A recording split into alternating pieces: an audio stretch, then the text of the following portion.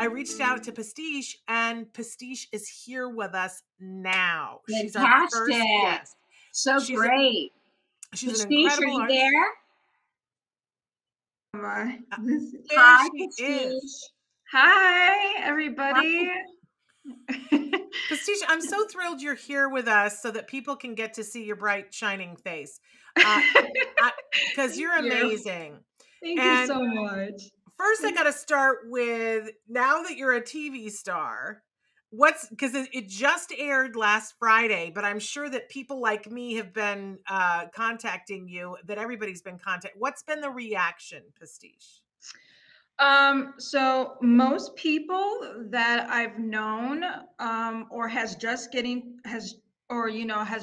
getting to know me, has had the feeling of connectedness, and getting so many people coming to me after the premiere of Undercover Boss, were telling me that they had tears of relief striking down their face, because this is a conversation that hardly ever gets talked about respectfully, and a conversation like autism, that is hardly seen authentically being talked about from an autistic person, like what I've been showing on the show. And they thought that it was the greatest episode that they've seen in a while, because it's not often that you see an autistic person being broadcasted on TV talk about the things that should be included. Yeah. Pastiche, I know this has been like a whirlwind for you, all the attention, and we're so happy you could join us today. Tell us a little bit about your background. When were you diagnosed as being on the spectrum? Oh, great. My diagnosis assessment, I was diagnosed at 4.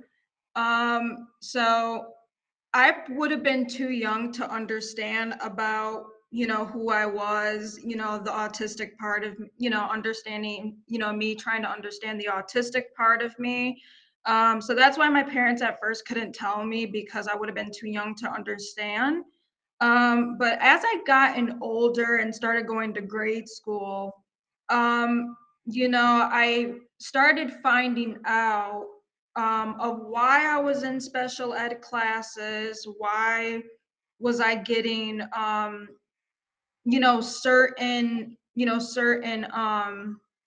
how would you say it? Certain one-on-one certain one-on-one time with certain speech teachers and other teachers that have pulled me out of class to accommodate my learning and things like that. And I found out I was autistic when I was probably around like 4th or 5th grade at the time. And I knew that I had to have a conversation with people about this, because this was all new to me. And and growing up, finding out that I was autistic was actually a relief. And so a lot of the traits I've been displaying growing up, like the stimming, the repetitive fixation and all the things like that, I think has made me someone, as an autistic person, come to a better understanding of myself. Amazing. Great. Tell us about the book, Pastiche. What's happening with the book, and tell us anything you can tell us about the book.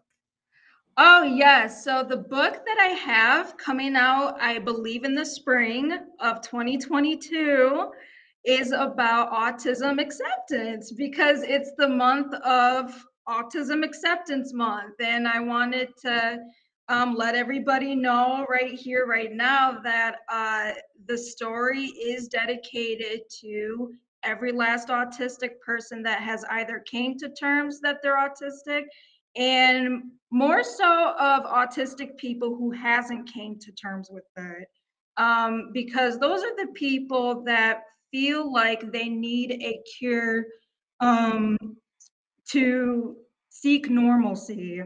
And that is the whole point of the very first children's book, is to teach society that we need we need to see we need to see more authenticity in acceptance, and we need to see a world full of open arms to be able to um, get to know autism and get to know the part of the person who is autistic. Because I think the way that society is so closed off, and that is so grounded in stereotypes, I think is another reason to release the story. And Amazing. yeah. Amazing. And where will we be able to get it, a pastiche? Do you know? So it is going to get published from somebody. So I'm very excited about that. And I do know that the first place it's going to be released on is Amazon for sure. Wonderful. And what is Wonderful. do you have a title for it, Pastiche? Yes, it's called Bellton. So it's Bellton,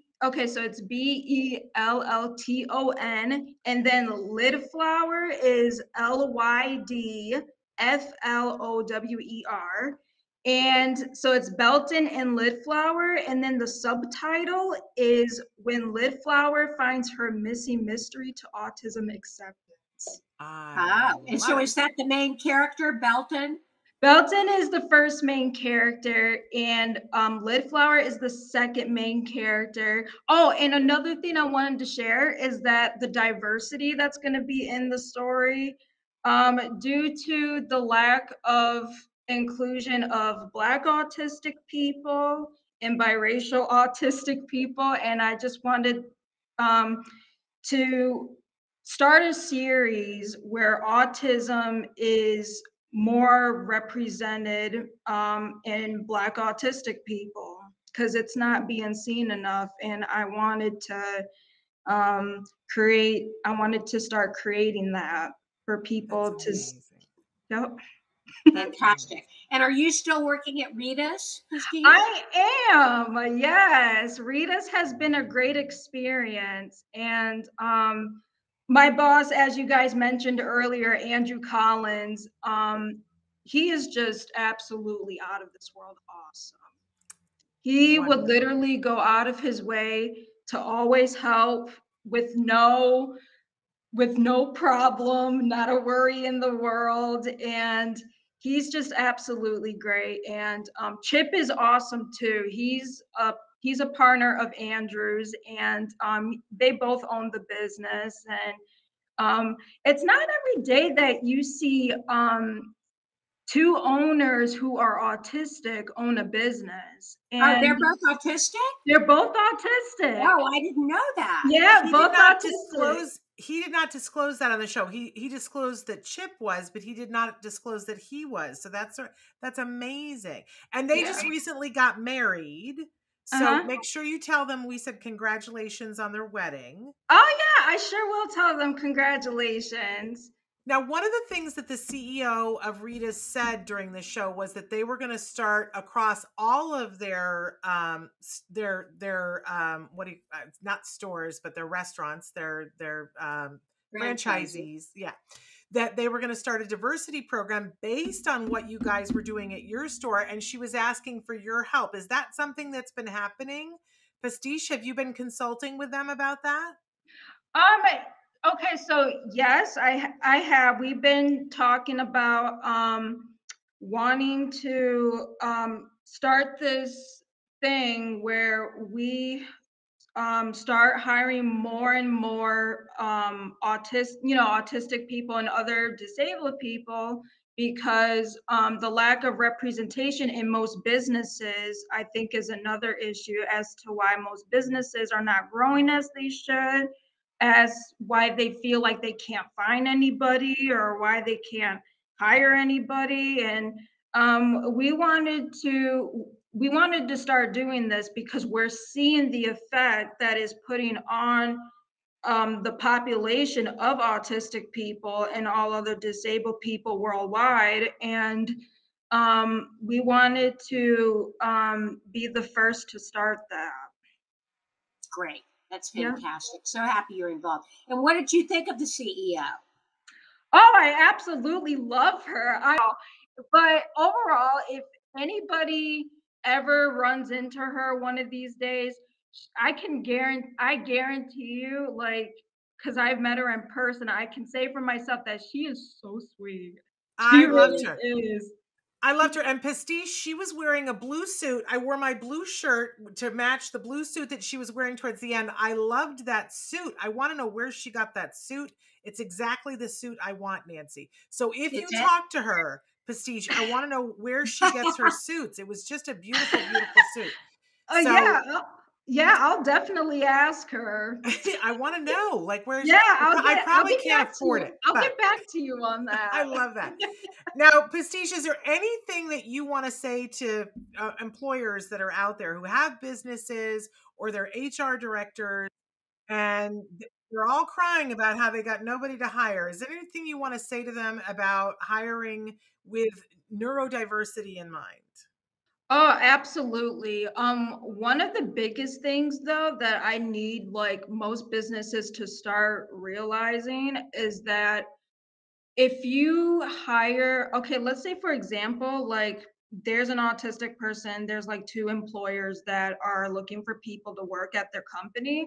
And let's say like the autistic person does get hired, but without being accommodated. And the position, unfortunately, that most disabled people do end up getting is working in the very back of the store, doing dishes and cleaning floors and doing all the things that are just without being accommodated or just without any support during the workforce. And one thing that I think most businesses should be a lot more better on is,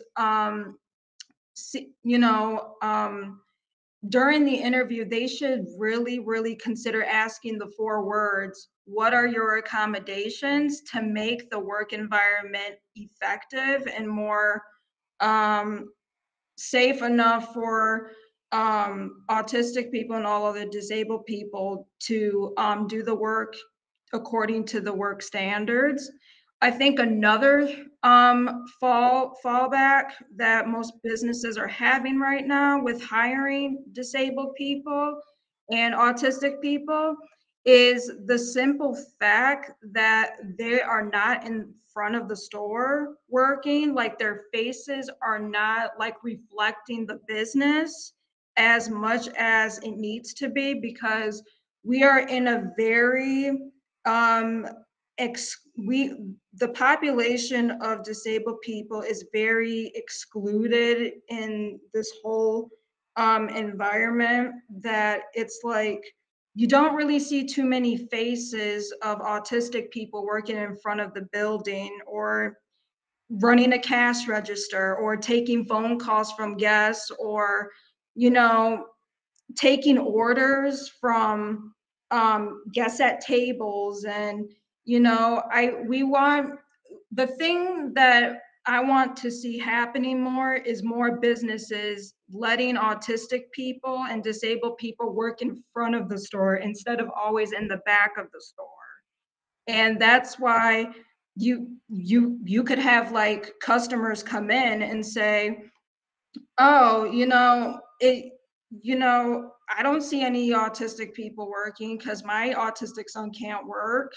And, comments like that make me want to say to businesses, you have to start being more considerate of people that you don't even give chances to.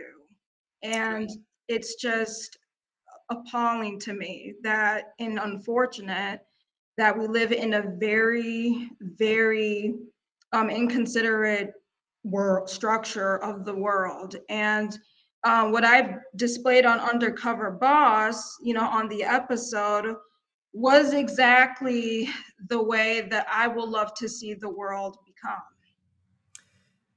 Well, thank you, Powerful. Pastiche. You're a remarkable young woman. When your book comes out, we're going to have you back on. Is that a deal? That is a great deal. Yeah. Okay, great. We can't Thank you. wait. Thank you so much, Pastiche. You are an amazing, amazing ambassador at breaking down walls and showing people what's possible. So thank you so much for being here. Oh, no worries. Am I able to share this when this is all done, or? Yes. Yes. As soon as the podcast is out, we hope you'll share it with everybody you know. I will, yeah. All right. We look forward to hearing more from you, and we want to have you back for the book. So, but bye-bye for now. Bye, honey. Bye. Bye.